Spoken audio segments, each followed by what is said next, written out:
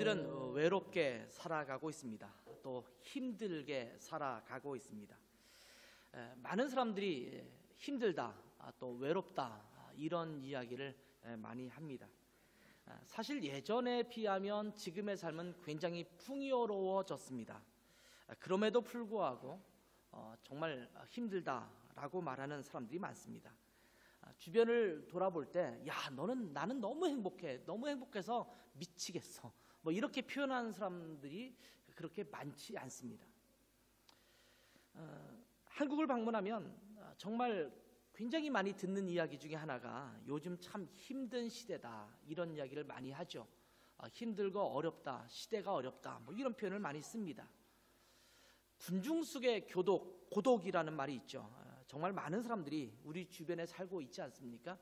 옛날에는 동네에서 집에 살 때에도 우리 집에서 옆집 가려면 그래도 몇 걸음 걸어서 가야 되는데, 이제는 벽 하나 사이를 두고 아파트처럼 군집해서 모여 살고 있는 그런 시대를 살고 있는데, 예전보다 더 고독하게 살고 있습니다. 문 하나만 열면 바로 옆집이 있음에도 불구하고 고독하다라는 겁니다. 외로움을 느낀다라는 겁니다. 그런데 문제는 교회 안에서도 이러한 고독을 경험하고 있는 사람이 있다라는 거죠.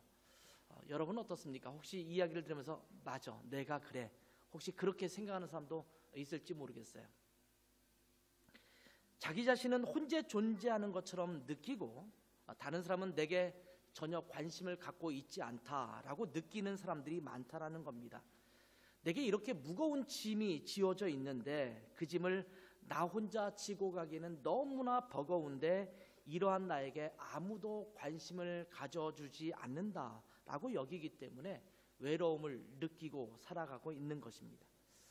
유학 생활을 한다라는 것이 결코 쉽지가 않습니다. 외국에서 살아간다라는 것이 결코 쉬운 일이 아닙니다. 일단 언어가 다르고 그 언어에 익숙하지 않습니다. 어렸을 때부터 독일에서 자란 사람이야 뭐 그래도 괜찮지만, 성인이 돼서 이 독일에 온 사람들은 아무리 언어를 잘한다고 해도 내 마음을 그대로 표현하기가 어려운 부분이 많습니다. 그렇기 때문에 좀 속 시원하지 못한 부분들이 있잖아요. 한국 가면 늘 느끼는 것 중에 하나가 어디든지 내 마음을 그대로 표현할 수 있다는 것, 병원에 가든 관공서에 가든 그냥 내 속에 있는 것을 그대로 표현할 수 있다는 것에 속 시원함을 느끼는 사람은 아마 저 혼자만은 아닐 거라는 생각이 들어요. 많은 사람들이 다, 야, 역시 한국에서는 말이 통하는구나, 내가 주문을 해도 내가 원하는 디테일한 것을 주문할 수 있구나, 이런 것을 느끼는 사람이 참 많을 거예요. 음식도 서로 다릅니다. 시스템도, 사회적인 시스템도 다른 부분이 참 많습니다. 문화도 다릅니다. 그렇기 때문에 익숙치 않아서 낯설게 느껴지는 부분이 참 많습니다. 그러니 생활하는 것도 어떤 사람에게는 짐이 될 수가 있습니다. 유학이든 직장 생활이든 이곳에서 살아간다는 것 자체가 짐이 될 수 있다는 말입니다. 물론 독일에서 자란 사람들, 또 독일 사람들은 짐이 없느냐? 그렇지 않잖아요. 우리가 한국에서 살고 있다면 짐이 없겠느냐? 그렇지 않잖아요. 언어가 통하고 문화가 통하고 다 통하는 사회에 있어도 내게 지어진 짐이라는 것들이 늘 존재하기 마련입니다. 나름대로의 각자의 짐을 지고 버거워합니다. 그런데 우리 주님께서는 무거운 짐을 지고 살아가고 있는 우리들에게 이렇게 우리에게 말씀해 주십니다. 서로 짐을 져라, 이렇게 말씀하고 있습니다. 오늘 본문은 사람이 무슨 범죄한 일이 드러나거든 이라는 말로 시작하고 있습니다. 이 1절에 범죄한 일이 드러나거든 이라는 말의 그 범죄라는 말은 좀 우리가 좀 살펴볼 필요가 있습니다. 범죄, 그러니까 심각한 죄를 지은 어떤 사람들의 모습을 우리가 연상할 수 있는데 사실은 그것이 아닙니다. 영어로 따지면 crime이나 sin 이라는 단어가 아니라 fault라는 단어가 사용되는 것을 볼 수가 있습니다. 제가 독일어 성경을 또 찾아보니까 verfreshen이나 또는 Sünden 이란 단어를 사용하고 있지 않습니다. Verfehlung이라는 단어를 사용해서 번역하고 있는 것을 볼 수가 있습니다. 결점, 결함, 실수, 이런 것들을 의미하는 거죠. 바로 다시 한번 1절 말씀을 보여주세요. 1절 말씀을 보면 독일어 성경에 보면 Verfehlung이라는 말이 쓰였죠. Verfehlung. 그러니까 이것이 범죄를 말하는 그런 단어라기보다는 어떤 실수나 결함의 의미가 더 강한 것임을 알 수가 있습니다. 성경에서 원어에서 말하는, 성경 원어는 헬라어로 쓰여지는데 그 원어에서 말하는 뜻을 살펴보면 이 단어의 의미를 좀 더 명확하게 알 수가 있습니다. 중요하고 심각한 범법 행위를 한 것이 아니고 살다 보면 저지를 수 있는 과오를 저지른 것을 의미하는 단어가 바로 이 단어입니다. 주님을 망각하고 살다 보니까 때로는 주님을 거역하기도 하고 주님과 멀어져 있는 상태에 놓여져 있는 나 자신의 모습을 발견하기도 합니다. 그런 때에 벌어지는 나의 모습, 이런 것들을 범죄한 일이 드러나거든, 이렇게 표현한 겁니다. 물론 다른 성경에서 나타나는 범죄가 똑같이 이 단어를 말하는 것이 아닙니다. 한국 성경에서는 이 단어를 범죄한 것이 드러나거든 이렇게 번역했다라는 것을 지금 말씀드리고 있는 겁니다. 근데 이 범죄는 심각한 어떤 죄라기보다는 누구나 쉽게 저지를 수 있는 실수나 어떤 어려움들, 이런 것들을 말하는 것입니다. 살다 보면 실수를 하게 되기도 하고 넘어지기도 합니다. 그래서 그것 때문에 힘들어하는 지체도 있을 수 있습니다. 이런 이들을 말하는 것입니다. 물론 그렇기 때문에 괜찮다라고 말하는 것이 아닙니다. 그러한 사람들이 있는데 그런 사람들을 우리가 어떻게 대할 것인가에 대해서 이 성경에서 말씀하고 있는 것입니다. 오늘 읽은 갈라디아서 6장 말씀은 바로 앞장인 갈라디아서 5장과 연결해서 봐야 되는데 5장에서는 성령을 따라 살아가는 사람과 육신에 따라 살아가는 사람의 모습을 대조해서 이야기해주고 있습니다. 그래서 성령에 따라 살아가는 사람들은 성령의 열매를 맺고 육신을 따라 살아가는 사람들은 육신의 열매를 맺는다라고 하면서 성령의 열매와 육신의 열매를 따로 비교하면서 설명하고 있습니다. 갈라디아서 5장 26절 말씀을 보면 헛된 영광을 구하여 서로 노엽게 하거나 서로 투기하지 말지니라, 이렇게 말씀하고 있는데 이런 것처럼 육신을 따라 살아가는 사람들은 시기와 질투의 열매를 맺을 수 있음에 대해서 말씀해주고 있습니다. 그리고 6장에 와서는 한때는 예수님을 알았지만 지금은 주님을 멀리하고 육신의 욕심을 따라 살아가고 있는 그런 사람들에 대해서 언급하고 있는 것입니다. 그리고 1절에 이 범죄한 일이 드러나거든 이라고 말할 때 또 드러나거든 이라는 표현을 좀 우리가 함께 살펴봐야 되는데 이것을 원어로 살펴본다면 궁지에 빠져서 쩔쩔매는 상태를 의미하는 단어입니다. 실수로 진흙으로 된 웅덩이에 발 하나를 딱 집어넣는데 도무지 빠지지 않아서 애먹는 경우가 있을 수 있잖아요. 그냥 살짝 밟았을 뿐인데 잘 빠지지 않아서 발버둥을 치는데도 발이 잘 빠지지 않는, 그래서 신발은 벗겨지고 이런 상황이 벌어질 때가 있잖아요. 그런 상황, 어쩔 수 없이 궁지에 빠져 있는, 그래서 엄싹달싹 못하고 있는 그런 모습을 표현하는 단어가 드러나거든 이라는 거예요. 지금 그 사람이 실수했습니다. 어려움을 겪습니다. 그런데 그것에서 내가 어떻게 해결해야 될지 몰라서 쩔쩔매고 있는 상황, 이것을 말할 때 범죄한 일이 드러나거든 이런 표현을 쓰고 있는 것입니다. 어떤 실수로 인해서 궁지에 빠져서 어찌할 수 없는 곤혹스러운 상황에 빠져 있는 사람이 보이거든 이런 표현입니다. 교회 안에서 보면 그런 사람도 있잖아요. 뭔가 우리가 볼 때는 잘못된 삶을 살고 있습니다. 지금 그러면 안 되는데 그렇게 살고 있어요. 근데 그들이 그렇게 의도했던 것도 아닌데 어쩌다 보니까 그런 삶 때문에 힘들어하고 어려워하고 고통을 받고 있습니다. 잠깐의 실수로 그렇게 했는데 어려움과 고통에 빠져 있다면 그런 자들을 향해서, 어쩔 줄 모르고 있는 그런 자들을 향해서 우리는 어찌 해야 될 것인가, 이것을 말씀해주고 있는 구절이 오늘 본문의 말씀입니다. 누가 도와주지 않으면 그 속에서 쉽게 빠져나오기 힘든 상황 속에서 우리는 그들을 향해서 어떻게 할 것인가, 이렇게 말하는 것입니다. 그러면서 말하기를 너희가 서로 짐을 지라, 이렇게 말씀하고 있는 겁니다. 누가 고통받고 있는 상황이 있다면, 어려움에 처해 있는 상황이 있다면 너희가 옆에서 비웃거나 정죄하거나 그것을 보고 고소해하거나 그러지 말고 그의 짐을 함께 지어서 짐을 덜어주라 라고 말씀하고 있는 겁니다. 그렇다면 이렇게 서로 짐을 지기 위해서는 어떻게 해야 될 것인지를 우리가 오늘 본문 말씀을 통해서 몇 가지 함께 살펴보려고 합니다. 첫 번째는 서로 짐을 지기 위해서는 어떻게 되느냐, 여기 보면 자기 자신이 먼저 신령한 자가 되어야 함에 대해서 강조하고 있는 모습을 볼 수가 있습니다. 1절 말씀을 다시 한번 보면 이렇게 표현하죠. 형제들아, 사람이 만일 무슨 범죄한 일이 드러나거든 신령한 너희는 온유한 심령으로 그러한 자를 바로잡고 너 자신을 살펴보아 너도 시험을 받을까 두려워하라. 이렇게 말씀하고 있어요. 쭉 읽다가 어느 한 부분에 덜컥하고 걸리는 부분이 있어요. 그냥 훑어 지나가면 그냥 지나갈 수 있는 부분이기도 해요. 근데 뭐라고 말씀하고 있냐면, 자, 누군가 고통받고 있어, 어려움을 겪고 있어. 그런데 그런 자를 보거든 신령한 너희는 그런 자를 바로잡아라. 이렇게 말씀하고 있어요. 신령한 너희는 이라는 표현을 좀 사용해 주고 있습니다. 그냥 그런 사람이 있으면 너희가 좀 도와줘라 이렇게 말하면 그냥 넘어가면 좋을 것 같은데, 굳이 거기에다가 신령한 너희는 이렇게 표현하는 것을 통해서 갑자기 내가 도와줘도 될까라고 하는 마음도 들게 하는 부분이 여기서 나타나고 있습니다. 내가 신령한가? 내가 신령한 상태가 아니라면 그러면 다른 사람을 도와주지 못하는 걸까? 도와주지 않아도 되는 걸까? 이런 질문이 생기게 되는 구절입니다.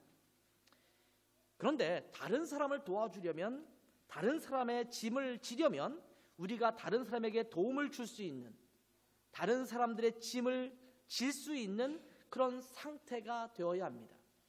그렇지 못하면 오히려 나까지도 시험에 들 수 있기 때문입니다. 내가 수영을 잘하지 못하는데 누군가 물에 빠져 있는 사람을 보고 뛰어든다면 큰일 날 일입니다. 자기도 죽고 그 사람도 죽습니다. 내가 수영을 잘할 수 있고 그 사람을 건져내어 그 사람을 구조할 수 있는 정도의 능력이 돼야지 그 사람을 도와줄 수 있는 겁니다. 근데 내가 그런 능력이 되지 못하면 사실은 그 사람을 도와주기는커녕 그 사람도 힘들게 만들고 나도 힘들어질 수 있는 상황이 벌어지는 것입니다.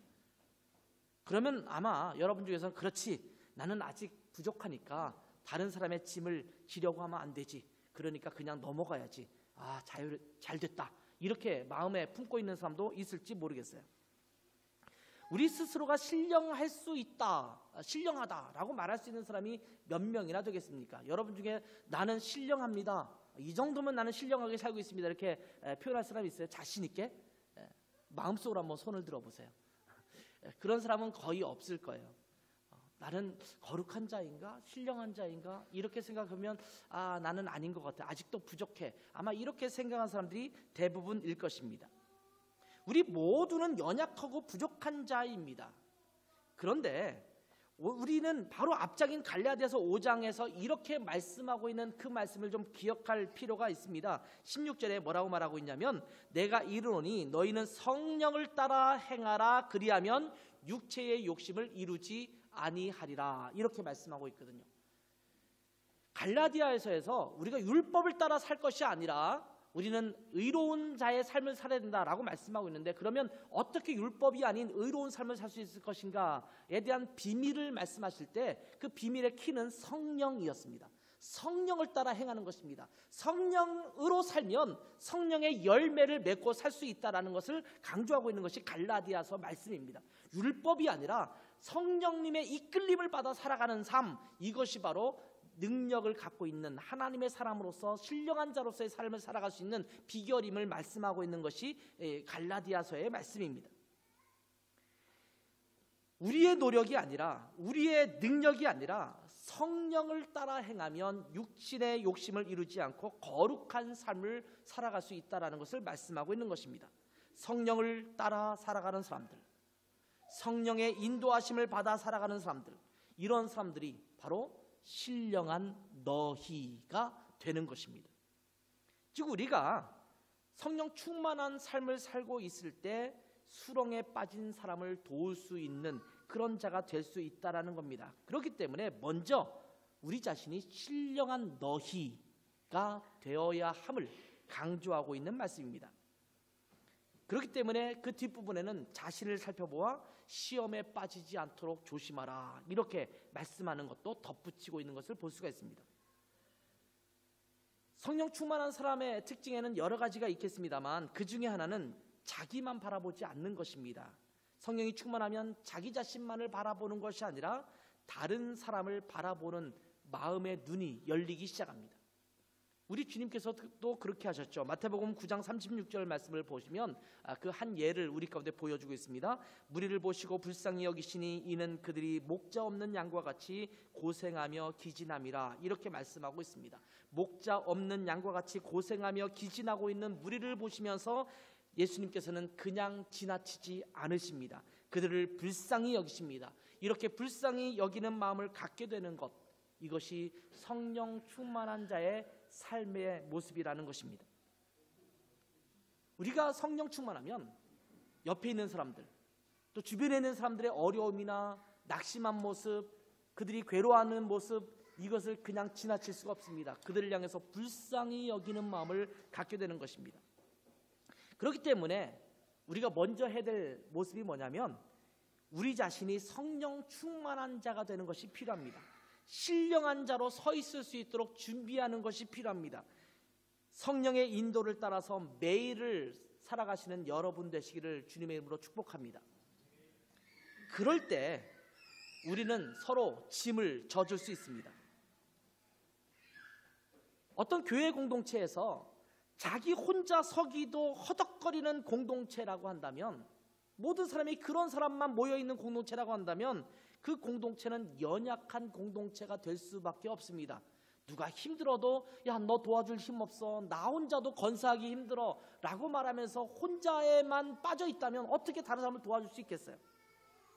성령 충만해서 다른 사람의 필요를 보고 다른 사람을 불쌍히 여기고 또 다른 사람의 짐을 지려고 하는 마음이 있는 사람들이 이 공동체 안에 넉넉해질 때 그 공동체는 풍성한 은혜를 누리는 공동체가 될 줄 믿습니다. 저는 우리 교회가 그런 교회가 됐으면 좋겠어요. 우리 안에 신령한 너희로 가득 찼으면 좋겠습니다. 성령님의 인도하심을 받는 자들로 가득 찼으면 좋겠습니다.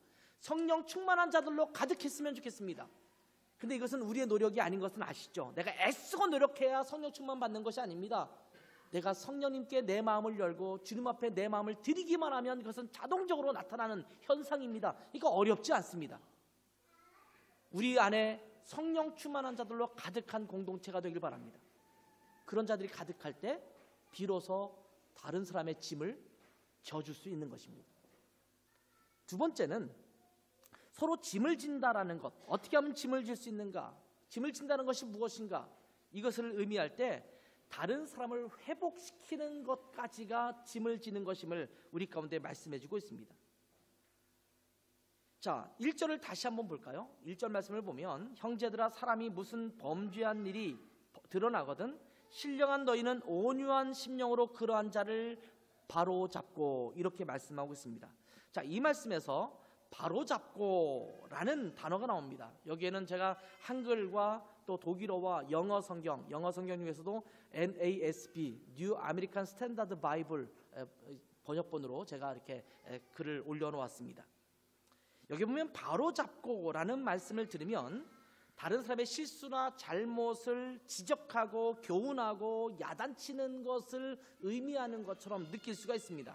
그래서 이 말씀을 보면 바로잡는다라는 말에 조금 무서운 마음을 가질 수 있어요. 교회를 가면 사람들이 나를 바로잡아, 교정시킨다, 이런 표현을 쓰잖아요.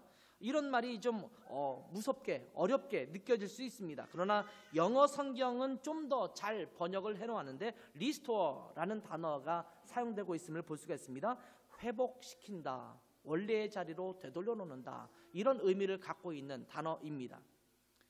독일어 성경을 보니까 the helped in wieder zurecht 라는 말이 쓰여진 것을 볼 수가 있습니다. 다시 올바르게 되도록 도와준다, 이런 의미를 갖고 있는 말입니다. 이 성경에서 이 바로잡고라는 말, 이 단어가 기록됐던 또 다른 부분에 있는 것들을 예를 들어 설명한다면, 예를 들면 접골이라든지 아니면 그물을 깁는 것에 비유되고 있는 것을 볼 수가 있습니다.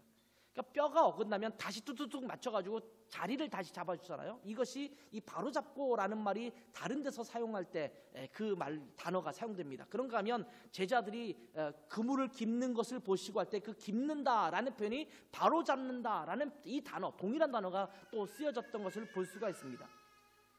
제대로 고기를 잡을 수 있도록 그물을 쥐어서 그물의 본래 기능을 회복하는 것, 이것이 바로 바로잡다라는 말의 의미입니다. 다시 말하면 바로잡는다라는 말은 꾸짖고 교훈하고 교정한다라는 말보다는 회복시키는 것에 초점이 맞춰져 있는 단어라는 것을 알 수가 있습니다.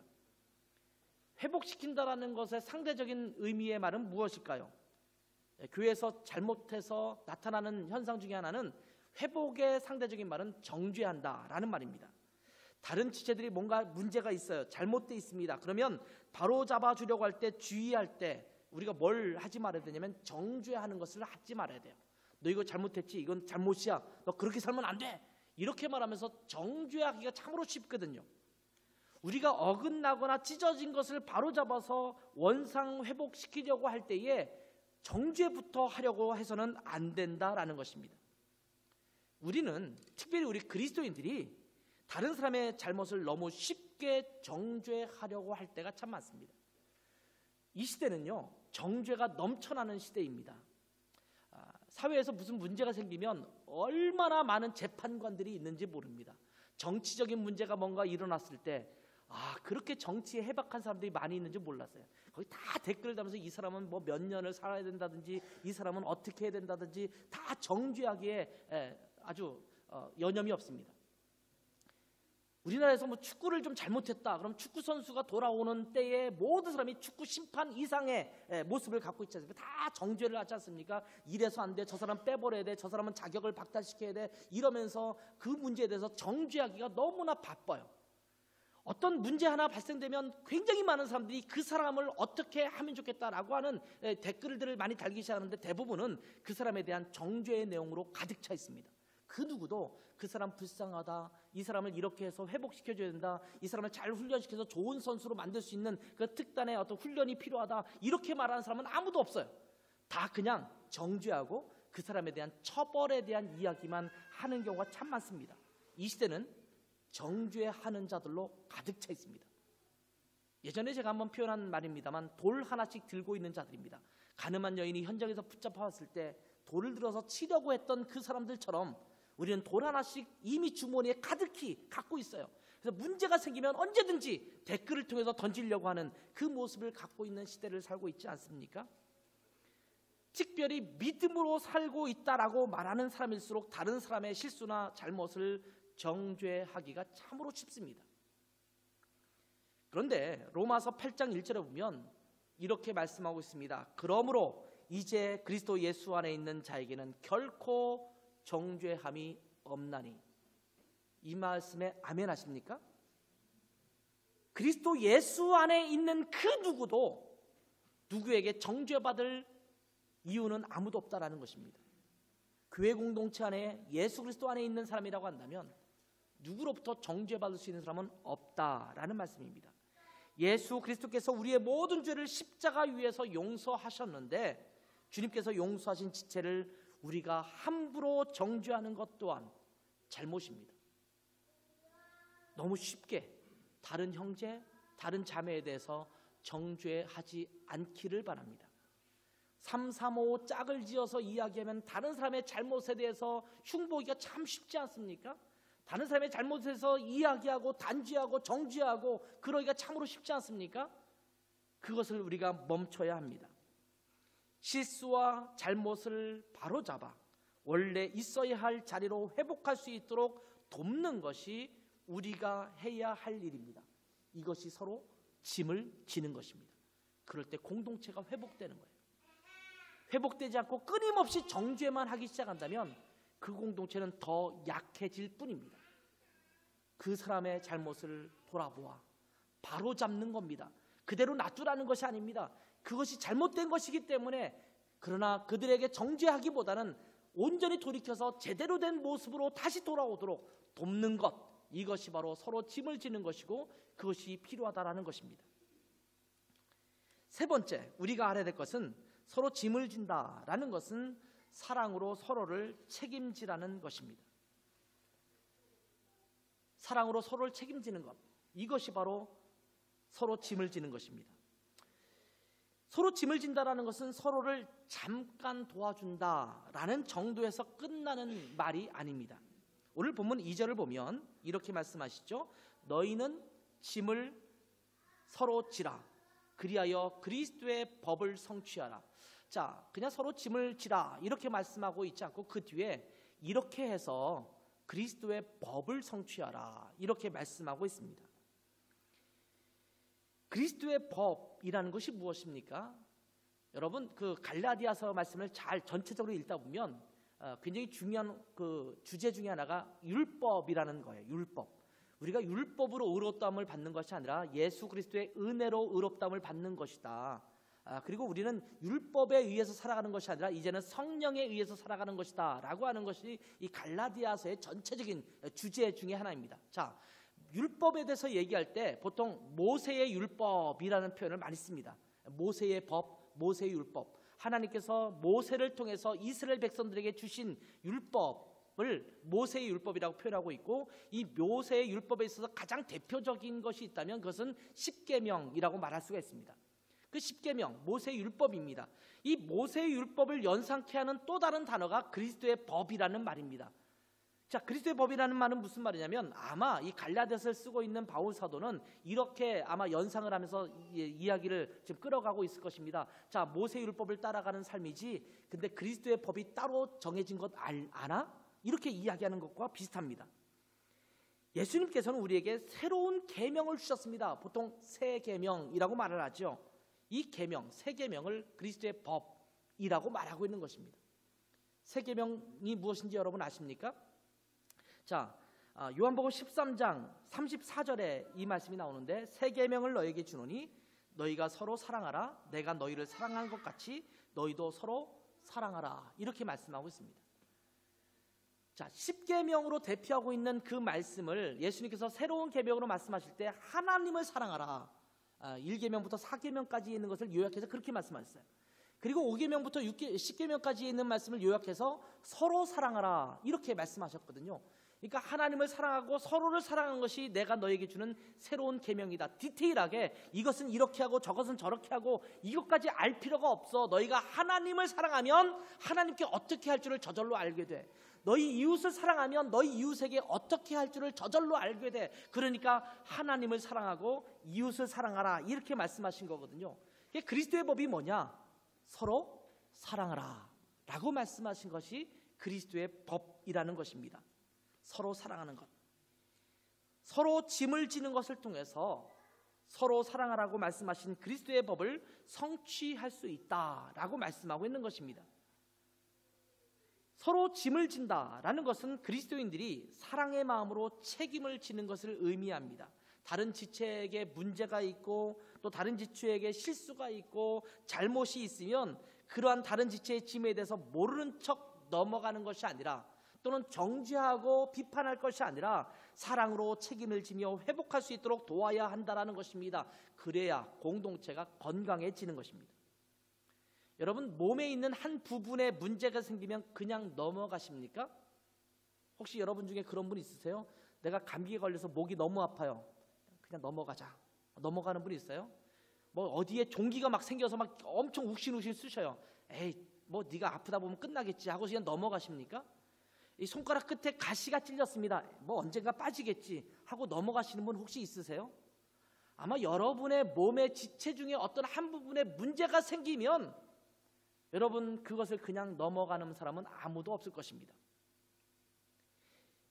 부엌에서 칼질을 하다가 살을 살짝 뱄어요. 그러면서 손가락 떼찌 네가 잘못한 거야. 네가 왜 이걸 찔렀어? 그러니까 피 흘리고도 마땅해. 너 거기 피 흘리고 있어. 이렇게 내버려두는 몸은 없습니다. 코미디에나 나올 일이죠. 제가 이렇게 말하면 웃긴다. 어떻게 저렇게 할까? 뭐 떼찌가 뭐야? 강단에서 뭐 이러면서 지금 웃고 있는 분 있잖아요. 이런 사람은 아무도 없습니다. 몸에 문제가 생기면 서로가 책임을 지고 다른 지체가 그것을 감싸지고 그것을 회복시키기 위해 최선의 노력을 합니다. 그런 것처럼 우리 공동체 안에서 다른 지체에게 뭔가의 실수와 잘못으로 인해서 어려움을 겪고 있고 그 짐을 지고 어려워하고 있을 때에는 우리는 그 지체를 도와서 빨리 제대로 회복될 수 있도록 사랑의 마음으로 최선을 다해서 도와주어야 합니다. 온유한 마음으로 바로잡아야 합니다. 그래서 서로 사랑하라고 하신 주님의 법을 성취해야 합니다. 가다가 돌뿌리에 발이 붙였어요. 발가락이 이만큼 퉁퉁 풀어붙었어요. 그러면 네가 잘못한 거니까 네가 알아서 해 라고 발을 내버려 두거나 꾸짖거나 그런 사람은 아무도 없을 거예요. 우리가 아까 떼찌 얘기했지만 떼찌를 우리가 가장 많이 할 때가 언제냐면 어린아이들이 자랄 때 넘어졌어요. 넘어졌으면 누가 잘못한 거예요? 돌이 있어서 돌뿌리에 걸려서 넘어졌어요. 누가 잘못한 거예요? 돌이 잘못한 겁니까? 근데 보통은 부모님이 누구를 떼찌 합니까?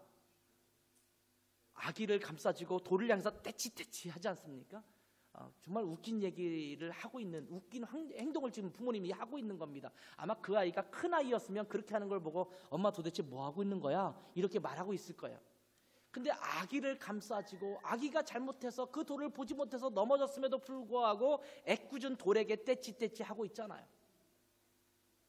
우리의 신체가 잘못했을 때 우리는 신체의 잘못에 대해서 뭔가를 나무라지 않습니다. 여러분은 어떻습니까? 저는 제 몸을 보니까 그런 것 같아요. 제 몸에 어떤 부분에 문제가 생겼을 때 그 신체 부분을 향해서 너는 왜 그랬니? 라고 한 적이 한 번도 없는 것 같아요. 지금까지 살아오면서. 그냥 그것을 감싸지고 회복되기를 원하는 것이 우리의 모습 아니겠습니까?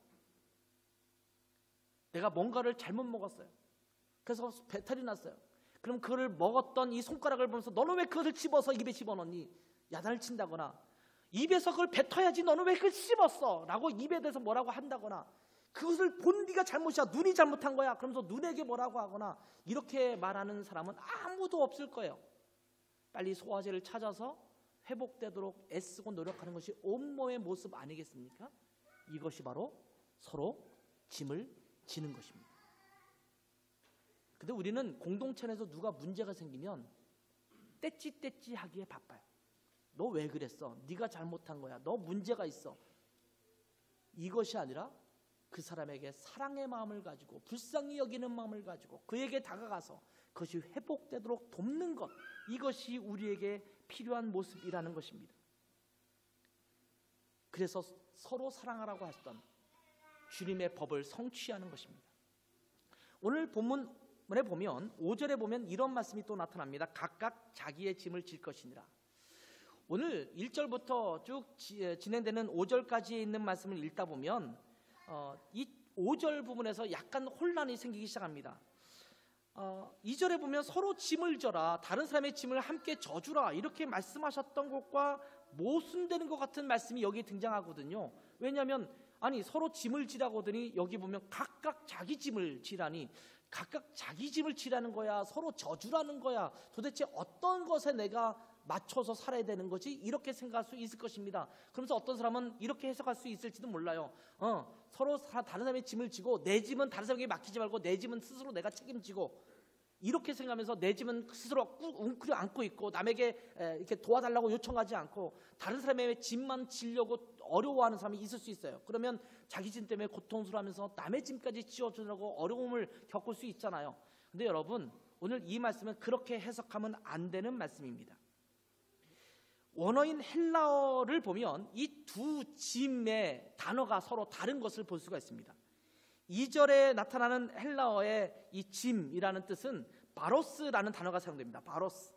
이것은 우리가 말하는 것처럼 가혹하고 감당하기 힘든 일이나 짐을 의미하는 그런 단어입니다. 무겁고 힘든 어떤 짐을 이야기할 때 이 바로스라는 단어가 사용됩니다. 그런데 5절에 나타나는 짐이라는 단어는 바로스라는 단어가 사용되지 않고 여기는 포르티온이라는 단어가 사용됩니다. 이 포르티온은 짐꾸러미를 의미하는 것입니다. 자그마한 짐꾸러미입니다. 내가 맡은 짐꾸러미를 의미하는 것입니다. 이것은 하나의 다른 의미로 말한다면 직무나 책임을 말하는 겁니다. 내 짐보따리, 다시 말하면 내가 맡은 것, 내가 챙겨야 될 것, 이런 것들을 말할 때 쓰는 의미로서의 짐꾸러미를 말하는 것입니다. 그래서 어떤 영어 성경에는 이 단어를 Load of Responsibility라는 단어를 사용하고 있는 것을 볼 수 있어요. 책임의 짐이라는 단어입니다. 다른 사람을 위해서 짐을 져야 하는 책임의 짐을 말하는 것입니다. 내게 맡겨진 짐입니다. 그러니까 각각 자기의 짐을 지라는 것은 예를 들면 여기 앞에 있는 어떤 자매가 어려움을 갖고 있어요. 고통을 겪고 있어요. 그러면 이것이 내게 맡겨진 짐이라는 겁니다. 저 자매의 짐이 내게 맡겨진 짐이라는 말의 의미에서 각각 자기의 짐을 지라. 그러니까 다른 사람에 대한 책임을 각각 져라. 이렇게 말하는 것이 5절에 있는 말씀이에요. 그러니까 내 짐을 말하는 것이 아니라 내가 무겁게 힘들게 겪고 가는 나의 고통스러운 무거운 짐을 말하는 것이 아니라 다른 사람의 짐을 내가 각기 분담해서 맡아서 그것을 함께 분담해서 나눠라 라는 말씀의 내용이 5절에 있는 말씀이에요. 그러니까 이 말씀을 잘못 해석하면 내 무거운 짐은 내가 스스로 지고 또 2절 말씀처럼 다른 사람의 짐도 져주고 이런 말이 아닙니다. 누구에겐가 무거운 짐이 있으면 그것을 함께 져라. 그리고 5절에 보면 너에게 맡겨진 짐의 할당이 있다. 그러면 그 사람의 짐을 함께 나눠지는 의미에서 너의 맡겨진 정도의 짐은 네가 스스로 담당해라. 그 사람의 짐을 이렇게 말하는 것이 5절에 있는 말씀입니다. 다시 말하면 다른 지체에게 어려운 일, 곤욕스러운 일, 회복이 필요한 일 이런 것들이 발생하면 그 짐을 서로 함께 져주는 것이 필요한 것을 말씀하는 것입니다. 그것이 바로 내게 맡겨진 짐꾸러기, 내게 맡겨진 책임이라는 말씀을 하고 있는 것입니다. 우리는 우리 교회 공동체가 건강하게 세워지기 위해서 다른 지체들에게 먼저 관심을 보이고 또 다가가서 따뜻하게 어루만져 주는 일을 해야 합니다. 다른 사람이 다가오기를 기다리지 말고 먼저 가서 다른 지체들이 지고 있는 무거운 짐을 함께 지고 속히 회복되도록 도와주어야 합니다. 다른 지체들에게 문제가 생기면 정죄하거나 꾸짖거나 비판하려고 하지 말고 그 짐을 함께 지고 빨리 그 문제에서 회복되도록 도와야 합니다. 그래야 우리 교회 공동체가 계속해서 건강하게 세워질 수 있습니다.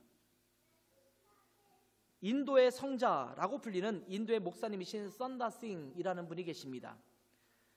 자두 선다싱이라는 이름을 갖고 있어요. 보통 선다싱이라고 이름을 부르고 있는데 이분은 원래 힌두교인 시크교도였습니다. 선교사의 전도를 받아서 예수를 믿고 목사가 됐습니다. 굉장히 신비스러운 체험도 많이 했던 그런 분이십니다. 선다싱의 전기를 보면 이런 내용이 나옵니다. 1919년 7월 말에서 8월 초 이때가 기민년이죠. 3.1운동이 일어났던 때가 1919년 저희 아버님이 탄생하신 그 해인데 1919년 요때 일입니다. 근데 7월 말부터 8월 초까지 티벳에 엄청난 눈이 내렸습니다. 여기는 7월 8월에도 이 히말라야 산맥에는 엄청난 눈이 내리는 그런 지역이기 때문에 여름에도 눈이 오거든요. 그래서 엄청나게 눈이 내렸는데 그 해에 1919년에 선다싱 목사님이 48곳의 지역에 다니면서 전도를 합니다. 그러다가 9월 말경에 심다힐이라는 지역으로 돌아오기 위해서 히말라야 산맥을 넘어서 와야 되는 일이 생겼습니다.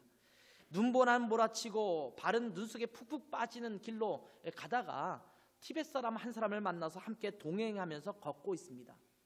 여러분 눈길을 푹푹 빠지면서 걷는 일이 얼마나 힘든지 아십니까? 저는 작년 벌써 1년 됐네요. 산티아고 순례길을 가면서 눈길을 그렇게 걸어본 적이 있거든요. 푹푹 빠지는 눈길을 걷는데 보통 평지를 걷는 것보다 훨씬 더 힘들더라고요. 아무도 별로 다녀보지 않은 이 푹푹 빠지면서 우리 4명의 가족이 아무도 다니지 않는 그 길을 막 눈보라 몰아치면서 가는데 너무너무 버거웠던 그런 기억이 나요. 그래서 빨리 벗어나서 산길을 벗어나서 그냥 좀 돌더라도 자동차가 다니는 그 길로 우회해서 갔던 그런 기억이 납니다. 그 길은 도무지 더 갈 수가 없겠더라고요. 근데 히말라야 산맥에는 그런 길도 없이 푹푹 빠지면서 계속 가고 있는데 얼마나 힘들겠어요. 한참 힘겹게 걷고 있는데 길가에서 약 10m 정도 밑으로 이게 비탈길로 이렇게 떨어져 있는 그곳에 어떤 한 사람이 누워 있는 것을 발견했습니다. 쓰러져 있는 것을 발견하고 함께 가보니까 이 죽었는지 살았는지 어떤 사람이 거기 누워 있었어요. 근데 살아있는 것 같기도 하고 죽어있는 것 같기도 하고 참 모르겠는 그 사람을 보면서 선다싱 목사님이 자, 이 사람을 우리가 함께 데리고 갑시다. 이 사람 혹시 살릴 수도 있을 것 같으니까 함께 업고 가면 어떻겠습니까? 그랬더니 이 티벳 사람이 이렇게 이야기를 합니다. 그러다가는 우리도 얼어 죽겠소. 나는 살아야겠소. 라고 말하면서 하려면 당신 혼자 하시오. 라고 하면서 그냥 혼자 먼저 가버리고 말았습니다. 선다싱은 할 수 없이 혼자 쓰러져 있는 사람을 들쳐맸고 히말라야 산맥을 넘기 시작했습니다. 한 사람을 업고 자기 짐도 있는데 그 사람을 업고 눈길을 걷는다라는 것, 미끄러지면서 걷는다라는 것은 결코 쉬운 일은 아니거든요. 걷다 보니까 땀이 나겠죠. 저도 이게 아까도 말씀드린 산티아고 길을 가는데 이 배낭 메고 우비 둘러쓰고 가는데 이 안에서는 땀이 나요. 이 밖에는 춥고 막 발은 푹푹 빠지는데도 땀이 나거든요. 근데 여기다 한 사람까지 업고 길을 가고 있으니 엄청난 땀이 나겠죠. 그러니까 엄청나게 추운 날씨임에도 불구하고 땀이 흐르기 시작하고 내 체온이 높아지기 시작했는데 뒤에 엎인 사람이 내 체온이 전달돼서 깨어나기 시작합니다. 그래서 한참 걷는데 이 사람이 완전히 회복됐어요. 그래서 같이 걸을 수 있는 정도가 돼서 두 사람이 이제 같이 걸어가기 시작했습니다. 며칠을 가다가 한참 가다 보니까 어떤 한 사람이 또 쓰러져 있는 것을 발견하게 됩니다. 쓰러져 있는 사람을 가서 보니까 자기를 버려두고 이 사람들을 버려두고 그냥 혼자 먼저 갔던 그 티벳 사람이었습니다. 땡땡 얼어서 완전히 죽은 상태로 놓여져 있는 그 사람을 발견했습니다. 근데 그 사람은 더 이상 회복이 불가능한 완전히 죽은 사람이었기 때문에 결국은 그냥 내버려 둘 수밖에 없었던 그런 상황에 놓여져 있었습니다. 눈길에 쓰러진 사람을 함께 업고 가는 것은 굉장히 고통스러운 일이었을 것입니다. 짐처럼 느껴졌을 것입니다. 그런데 그렇게 짐을 졌을 때 내가 많은 일을 감당하는 것처럼 또 손해보는 것처럼 느껴질 수 있지만 사실은 내가 사는 길입니다. 다른 사람을 사랑하고 다른 사람의 짐을 함께 지면 사실은 내가 손해보는 것 같고 저 사람 때문에 내가 고통받는 것 같지만 그 사람도 살고 결과적으로는 나도 살게 되는 길입니다. 우리 공동체가 함께 살아가는 것이 내가 사는 길 아니겠습니까? 우리 육신의 어떤 한 지체가 문제가 생기면 그 지체를 계속 내버려두면 이 지체의 썩어짐이 내 몸을 힘들게 하고 고통스럽게 하고 내 몸을 약하게 만드는 겁니다. 이것을 치유하고 이것을 회복시키면 내 몸이 건강해지고 내 몸이 유익을 얻는 거거든요. 우리 지체의 고통과 아픔이 똑같다라는 것입니다. 이제 우리 교회 안에서 서로의 짐을 지는 일, 이런 것들이 부단하게 일어나기를 소망합니다. 옆에 있는 사람이 짊어지고 있는 짐이 무엇일까요? 한번 쳐다볼까요? 당신의 짐이 무엇입니까? 자, 그 짐을 함께 맞드는 여러분 되셨으면 좋겠어요. 함께 짊어지는 여러분 되셨으면 좋겠어요. 어떠한 실수나 잘못으로 인해서 어려워하고 있는 짐들을 보면서 너는 왜 그랬어? 라고 하며 정죄하고 비판하고 너 때문에 내가 힘들어 라고 말하는 것이 아니라 함께 회복하도록 돕는 여러분 되시기를 바랍니다. 뿐만 아니라 우리가 학업을 하면서 느끼는 짐들이 있어요. 경제적인 짐들이 있습니다. 또 심리적으로 어려움을 겪고 있는 짐들도 있고 진로를 위해서 고민하면서 겪고 있는 짐들도 있습니다. 이런 짐들, 너의 길은 너가 알아서 해 라고 말하는 것이 아니라 함께 짊어지는 여러분 되시기 바랍니다. 서로가 함께 짐을 나누어 지니 어깨 위에 짐의 무게는 점차 무거워지는 것처럼 느껴질 수 있지만 이상하게도 서로 함께 짐을 지면 매우 많은 짐들이 내 어깨에 지고 있는 것처럼 느껴질 수 있는데도 오히려 짐은 가벼워집니다. 이제 만날 때마다 서로의 짐을 나눠지는 여러분 되셨으면 좋겠어요. 함께 커피숍에서 만나서 교제하면서 서로의 짐을 나눠지고 우리 모임을 만나서 함께 교제하면서 서로의 짐을 나눠지고 교회 공동체에서 함께 만나서 교제하면서 서로의 짐을 나눠지면서 그래서 우리 교회가 멋진 공동체로 건강한 공동체로 온전히 세워져가는 복된 교회가 되기를 주님의 이름으로 축원합니다. 기도하겠습니다. 하나님 아버지, 우리 모두에게는 각자의 무거운 짐들이 있어서 그것 때문에 고통스러워하고 힘들 때가 많은 것을 고백합니다. 하나님, 그런데 우리가 교회 공동체라는 한 믿음의 가족으로서 생활하고 있을 때에 서로의 짐을 함께 나눠지고 서로의 짐을 함께 짐으로 말미암아 우리 교회 공동체가 건강하고 아름답게 잘 회복되는 축복이 넘치게 도와주시고 그래서 건강한 교회 공동체로 온전히 설 수 있는 그리스도의 몸이 될 수 있도록 축복해 주시기를 원합니다. 감사하며 예수님의 이름으로 기도했습니다. 아멘.